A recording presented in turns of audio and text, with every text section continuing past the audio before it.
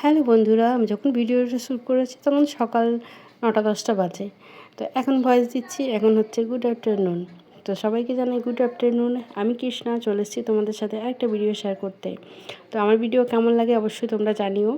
চলো তোমাদের সাথে কিছু কিছু কথা শেয়ার করি। তো আজকে সকালটা শুরু হয়েছিল একটা টপিক নিয়ে, যেটা হলো অন্নপূর্ণা ভাণ্ডার। সকালে ঘুম থেকে উঠতে না উঠতেই ফোন, অন্নপূর্ণার ভাণ্ডার ঢুকেছে, অন্নপূর্ণা ভাণ্ডার ঢুকেছে।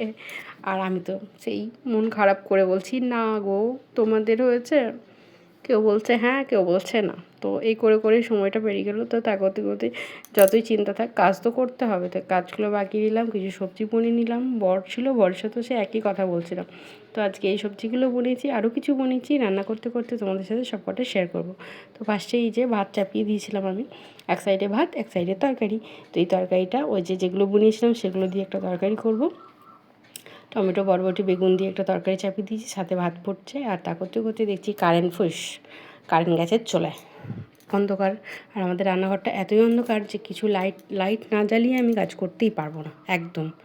তো এই অন্ধকারে কী করবো, লাইট জ্বালিয়ে কাজ করছি। তা করতে করতে বলতে বলতে কারেন্ট চলে এসেছিলো। তো ভাত হয়ে গেছে আমার। চলো কী কী রান্না করলাম আজকে সেটাই শেয়ার করি। খুবই অল্প রান্না করেছি আজকে।